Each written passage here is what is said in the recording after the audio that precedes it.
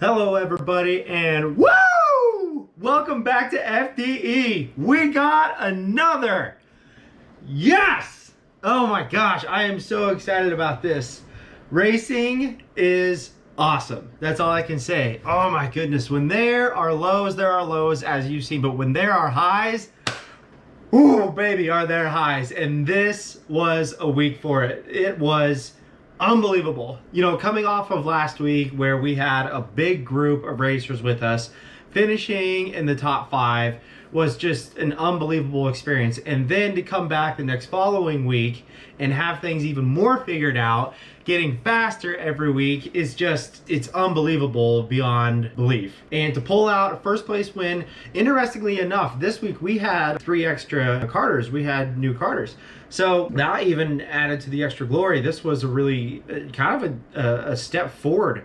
Hopefully, I hope that they keep coming back and we can just continue to grow the class and have more competitiveness. But anyways, I kind of took this week and went really hard with this. They always do the same format of 2 practices, 2 heats and a main. We ended up doing 4 practices and only 2 sessions.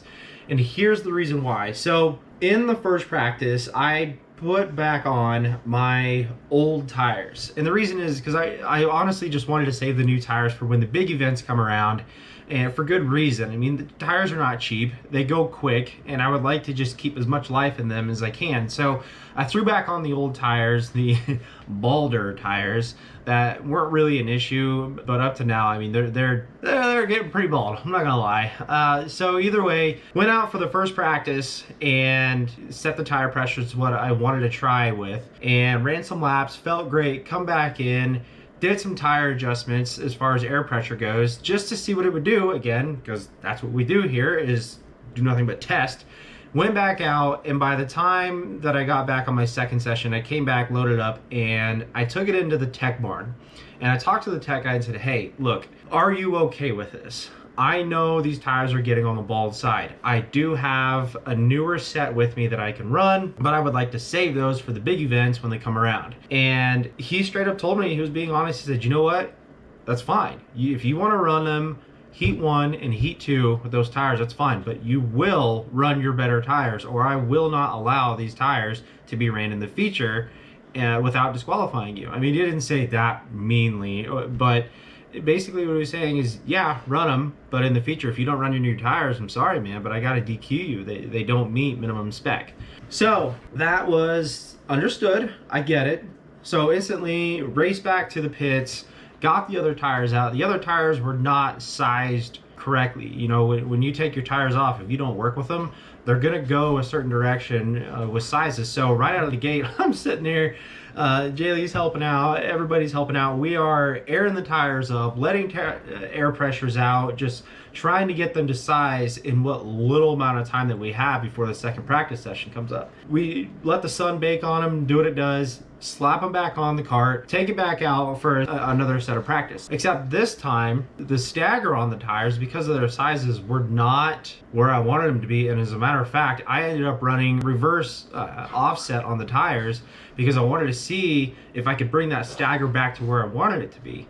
So I ran opposite tire pressures of what you're traditionally going to run on a kart for the first couple laps, and it wasn't that bad, but it could have been better. So instantly I got the feeling of those tires, came back off the track. Jaylee got on the left side, ran some tire pressure numbers, we readjusted, went back out on the track, and it just seemed to like the normal setup better. Not saying that the offset numbers would have been bad. I mean, I'm sure it would have been okay, but it just seemed to like the normal numbers better. So we went with that. Overall, it was a pretty textbook weekend, minus the fact that there were more competitors, which is great. It's awesome. I am confused as to how the features started, because like I said, the way that they do the numbers is if you gain positions, you gain points, and if you lose position, you lose points. I don't understand how the whole first place thing works. If you start in first in your heat and you don't lose positions, I don't understand how that really helps you. I should probably ask, but whatever.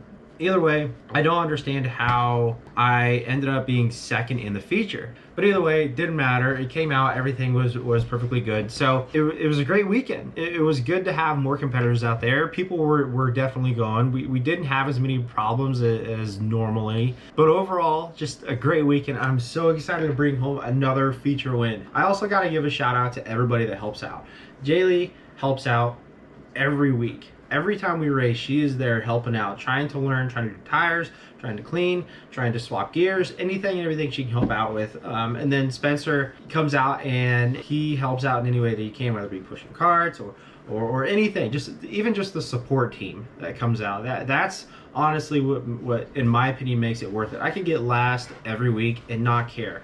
But if you have a support team there that's saying, hey, as long as you're having fun, as long as you're getting to turn left and go racing, place doesn't matter. And that was kind of what the direction I was aimed at when starting this whole experience was, it doesn't matter what place you get, as long as you're having fun. But it's turned into more of a transition of, now we're heading in the right direction, so I'm going to show you what you can do with old equipment. And that was the first statement on I think the very first post was, we can do this competitively locally with this old chassis, and we continue to do it. Just as long as you do your homework, take notes, pay attention, you're going to have a fun time. And this is just, it's so relieving again to come off of a week with a big crew, finishing in the top 5, then coming back and continuing to get faster. That's another thing too, is after looking at the notes, we were blazing fast. I'm not gonna lie. Not as fast as the week prior, but that was because that track was just set up perfect. And this track was set up really, really good too. But when you have 20 plus carts to really pack the dirt in and get it nice and hard and grippy top to bottom, I mean, that track is just blazing fast. But we are still getting there. We are still getting fast, and I do think that we can get faster. Either way, let's take a look at Heat 1. So Heat 1 was a bit of a roller coaster. Started out, I ended up picking like 99 as a number out of 100, I think is what they go to. So I started dead last. But it was really cool because you'll get to see an opportunity where everybody was in front of me and just making progressive passes. It started in 5th, ended up getting 3rd in I think lap 2 or 3. But it was fun to have that experience. I was watching the person in front of me in 2nd, and I honestly really wanted to pass the person on the outside. I think the track could have done it. I think I could have gotten an outside pass. But where I ended up passing him, I noticed right away that where I was on the track and where he was on the track going into turn 3, I was much higher than he was. And I knew because he was so low, he was going to shoot high. Not the best of apex for him to have followed, and no fault to him, but I knew he was going to fly high, which enabled me to fly in low, and I timed it perfectly. I wasn't really waiting for an opportunity to watch where he was going to get high. It's just, you know, you get your right timing and you follow your apex in, and it just happened to be at the exact right time that I knew he was going to fly out and fly high. So I ended up then getting into 2nd. So following 1st place, I knew I could beat him. It was just, again, trying to figure out where I could get him at. So I paid a lot of attention to his cart, watching it on the laps, figuring out where it was loose, where it was sliding, and then trying to find an opportunity to take advantage of it. And it seemed to me, after watching the video, that I probably concluded that my opportunity was going to be coming out of turn 4 and back into turn 1, and that seems to be my sweet spot. It seems to be where I make a lot of passes, but there's a lot to be made in even coming out of 2 and into 3, as we saw the week before. So I knew I could get him, and I had a chance. But if there's something you've got to know as a racer, is that you're not gonna get it. And that's what you'll see in the video, is that I had an inside on him, but just flat out ran out of room, and there was no reason to shove my nose into in the position that I was in. So I actually backed off the throttle and actually had to hit the brake to let him come down, and because of it I wasn't able to go around him. So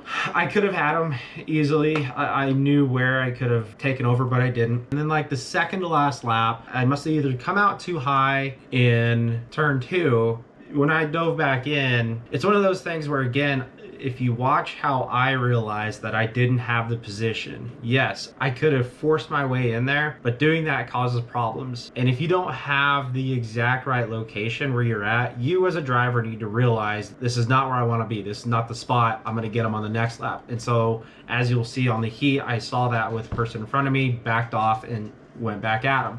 And when you try to force yourself into situations, you can end up hurting not only yourself but the person in front of you in positioning. And it didn't happen. I know he's gonna watch this video, and I'm not complaining. You took a move. Unfortunately, it didn't work out. But what ended up happening was I came down low. His nose ended up on my back tire, up on top. He hopped up on top of me, kind of like I've done before. It slowed both of us down. Luckily, people just didn't go racing around us. That's what can happen if you don't realize that you don't have the position. Is if you try to force that position, you're not only going to screw yourself, you're going to screw the guy in front of you and just let people just roll around us. So luckily it didn't happen. But I will say another testament to having a plastic body over fiberglass. Oh my goodness. Had I had a fiberglass body, where he ended up on the body and how the body rolled, it would have destroyed that fiberglass body. And luckily, that's why I still contribute to having plastic bodies. It bends, but it comes back and it doesn't break. So he got up on it. The fender actually rolled so far over into my left rear, it was actually eating up the left rear. I shook him off, and it was binding down my left rear. Luckily, it was on the second to last lap or last lap, and I could hold him off just enough to come across the line, because I looked over and another 3 feet, maybe 5 feet, and he would have taken the position. So luckily it happened when it did. But after the race, I ended up stopping in the middle of the track and just pulling that plastic back up, because I don't want it to ruin the tire. But you know what? Being plastic, it went right back to where it needed to be, and absolutely no problem. So he won, was good. Ended up getting second out of 5, starting in P5. Could have had first. There were opportunities there. I'm not saying I missed the opportunities. I tried to get aggressive with it, but like I said, I didn't want to ruin it both for us. So take a look.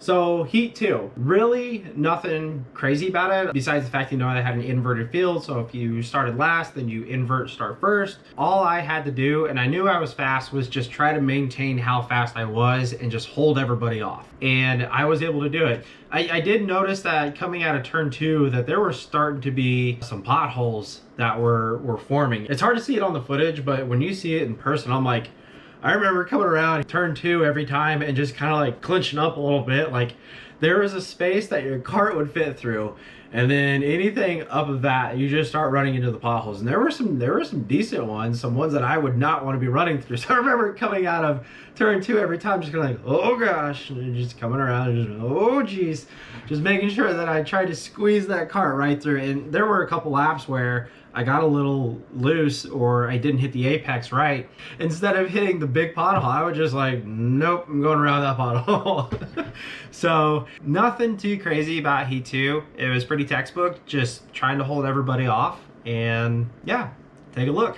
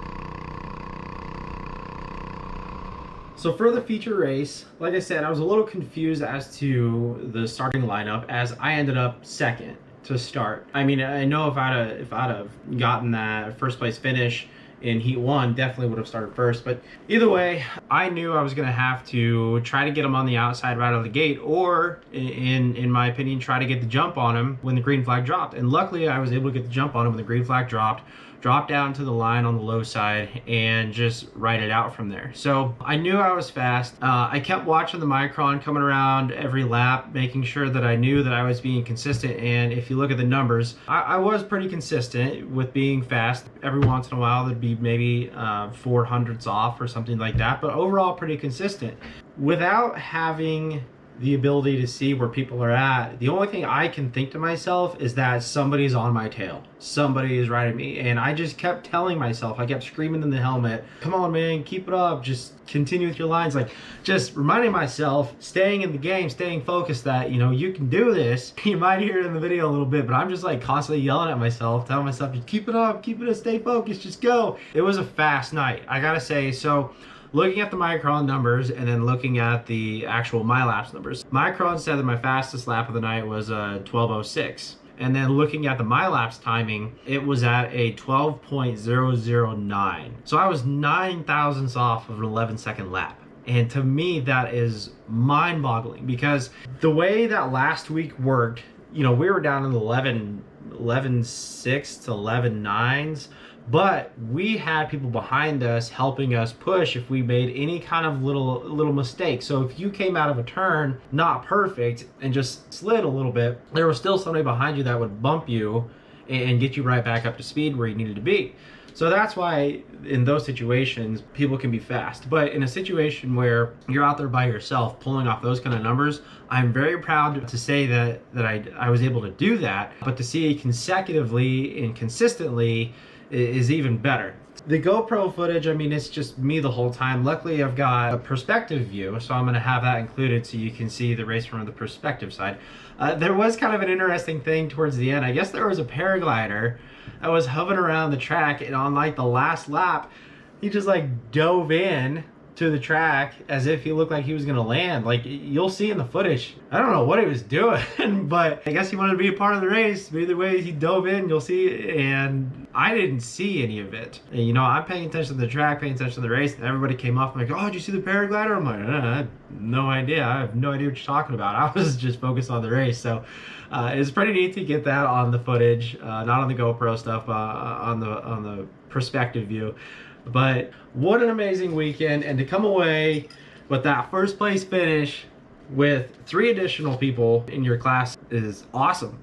And unfortunately, I'm going to be off this upcoming week, so hopefully that'll be one of the 2 drops that I get for doing this. I hate that I have to take a drop on a weekend that I'm not actually racing. I would rather have a drop of the, you know, worst position or worst points race that I had. But I'm excited to get back. I'm hungry now to get back into the seat and looking forward to the next coming week. But big thanks to everybody that helps support. Big thanks to everybody that shows up. I couldn't imagine doing this on my own, and so I'm very thankful for the people that help out. I know that at times it can be some of the most boring days ever because it's hours and hours of a day spent for only 4 minutes, 5 minutes for heat races, and maybe like 8 minutes worth of a feature. It's a lot of just sitting around doing nothing if your cart's working right and just waiting. But in the end, it's all worth it. Thanks for coming along for the ride. First place. Looking forward to the next one. Can't wait. Check you later.